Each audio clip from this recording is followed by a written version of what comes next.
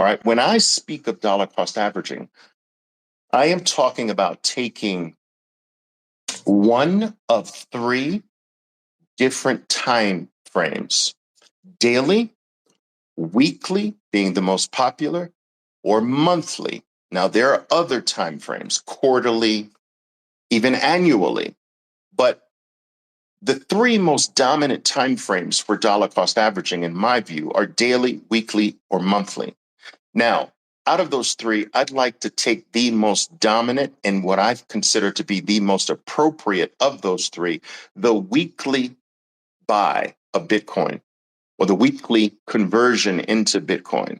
All right, that's the one I want to focus on. When I speak of dollar cost averaging, I am talking about taking a specific portion, either a single dollar amount, a set dollar amount of the income that you make do living your life, providing value for the world, whatever you do to provide value to your fellow man, to provide value to human society, whatever you do to earn an income for delivering value to the world, you are to take it. You are either going to take a specific dollar amount of that income or a specific percentage of that income every single week, and you're going to convert it into Bitcoin. That is what I mean by dollar cost averaging. When I speak, when every single time that I mention dollar cost averaging here on X, or in any medium for that matter, that is what is in my mind: a weekly conversion of a specific dollar amount, like $100 or $50 a week, whatever the number is.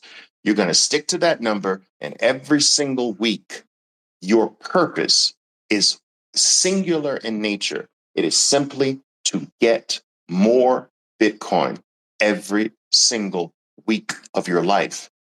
With this weekly dollar cost averaging, you are to ignore price.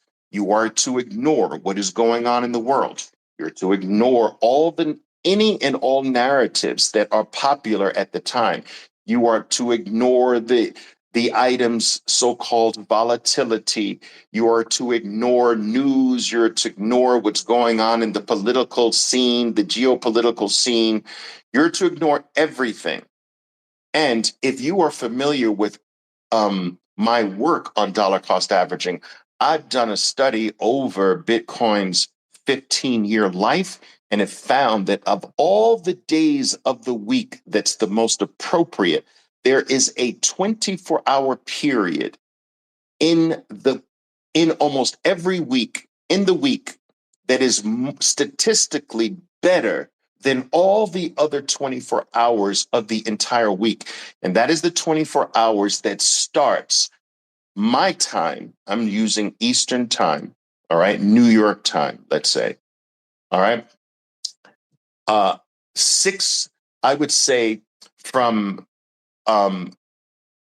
midday Sunday to midday Monday, using New York time.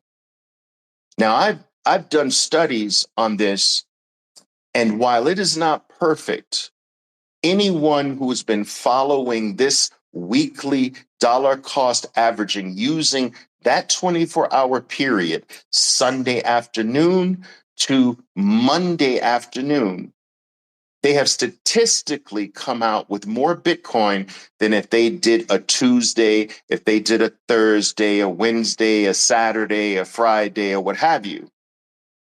All right. I've done that study. All right. And if anyone has been following that, they can attest to the fact that it's pretty damn good.